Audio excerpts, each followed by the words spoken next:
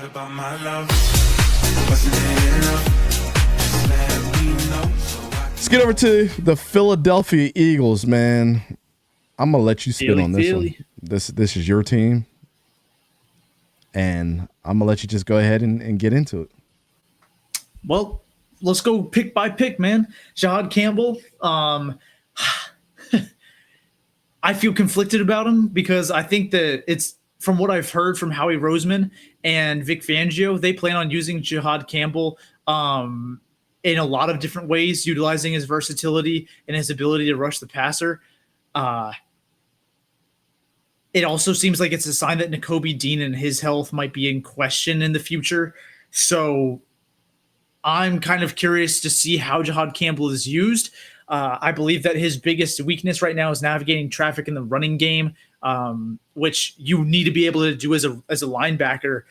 Vic Fangio, of all defensive coaches in the league, I trust him to develop linebackers. We saw what he just did with Nakobe Dean and Zach Bond this past year, just reshaping this defense top to bottom. So this is one where, I'd say it's a B+ pick. I think it was a solid pick for a solid player, at the end of round one. But I do think that there were other positions, other players I would have drafted over him, maybe like a Donovan Ezaraku, who we're going to be talking about really soon for a different draft class. The Andrew Mukuba pick, man, I went crazy whenever that happened on the live stream. Great player. He profiles very similarly to CJ Gardner-Johnson, who just was traded to the Texans, in terms of his size and his ability to find the football, producing interceptions. Ty Robinson, I think, was a good depth piece at defensive tackle, just reloading in the trenches. I believe he has played the most games in Nebraska history on defense or something. So pretty reliable stuff from Robinson. Mac McWilliams, I don't know too much about, other than that he was at the Senior Bowl and he's a slot corner. He's pretty small. But if you drafted him specifically as a slot corner, I can kind of get it. In the 5th round, that's not too bad a value. Smile Munden in the 5th round as well. Just a very athletic linebacker. We'll see how that ends up going. He's being reunited with a lot of his old teammates from Georgia as well. Can't go unsaid, Yeah. Drew Kendall, I don't know too much about him, frankly. Center from Boston. I need to do some homework there on him. Kyle McCord. This one confused me a little bit. I didn't know why quarterback was on the list of needs. They do this every year. That's how it seems, You trade Kenny Pickett for Dorian Thompson-Robinson. I really thought that he was going to be the number 3 guy behind Tanner McKee, but it looks like they want McCord and DTR to duke it out for that number 3 spot. And we told everybody that Kyle McCord might go late or undrafted, and here he goes, 6th round, right? I mean, right in the range we thought. Some people be drinking the hopium, bro. Y'all be getting y'all information from the wrong place. Yeah. Then Miles Hinton, a bigger tackle who's played both sides of the offensive line.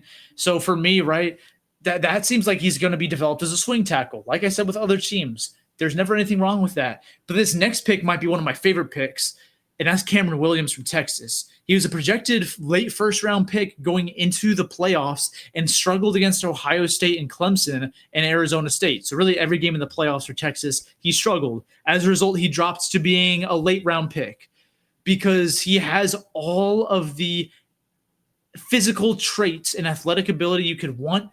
Former 3 or 4-star, depending on where you look, 6'6", 317 pounds. He's just a behemoth of a human being. I mean, he's massive, and playing primarily right tackle, to me, this is someone who played well for a majority of the season at a big program in his first year as a starter and could develop behind Lane Johnson to be the right tackle of the future for the Eagles. If that's the goal for Cam Williams, I really like it.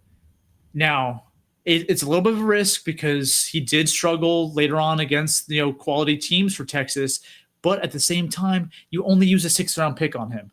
So like if Emory he ends up Jones, not right? panning out, you're okay, right? No harm, no foul. Emory Jones had struggles as well, and I I look at this very similarly to Cameron Williams. Both play right tackle and both struggled at some points or another. And when they struggled hard. So yeah, but and then especially for Williams here, he offers like elite upside, right?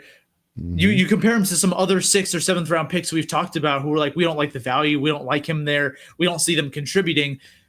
Well, this is what you want to take in 6th round picks, right? Guys who will develop into starters, guys who project, guys who have elite physical traits but need technique and refinement, right? I'm not a big fan of taking just random flyers on guys who don't offer much upside in the future, right? Cam Williams, he clearly projects as someone who can contribute in the future. You just need to make sure that he receives the right coaching in order to do so. Then Antoine Powell-Ryland, an edge from Virginia Tech. Incredible production over the last couple of years. I believe he had 16 sacks this past season. Again, incredible production last season. Why he fell this far? Probably a size, defending the run thing. But if he can produce, this is what you like from a 6th round pick. Again, I think the Eagles manage their picks well, and taking the right type of players late in the draft in, projects, guys who have elite physical traits or elite production in college. And early on, right, they went with guys who they could see contributing immediately. Ty Robinson, he's going to be in the rotation. Andrew 𝗕𝘂𝘀𝗀𝗀, he could literally be a starting safety day one. 𝗎𝗪 Campbell, probably going to start day one as well. So I think that they managed, their picks well. We've seen other teams not do that, where you see guys, drafted day 2 who is like, oh, they're real projects. I don't know if we'll see them start for a couple of years. And even day 3, it's like you're taking gadget players or guys who really don't fit into the bigger picture. That's not how I like my ball club to run things. You see that pro comp? Edgerrin Cooper. I don't see the same speed. Like, I know it says he ran a 4.52 there, but on tape, right? Edgerrin Cooper, granted, Cooper's smaller, right? And Cooper did have the same knock on him going into the NFL of how does he navigate blocks? Does he even shed blocks well? Some of the same concerns I have with 𝗎𝙗 Campbell. So from a weaknesses standpoint, I can kind of I understand that, but I think in terms of their athletic profiles, they are different. They are different players. Yeah, man. I think overall, I mean, obviously we gave them an A-. Andrew 𝗕𝘂𝘀𝘀𝗀, Ty Robinson, Small Munden, Antoine Powell-Ryland, bro, those are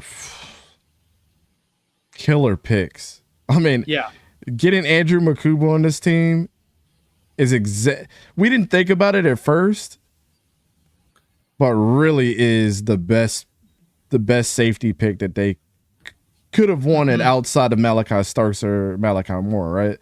Yeah. It was, I wanted to gouge my eyeballs out when I saw that. I was like, they're going to be great.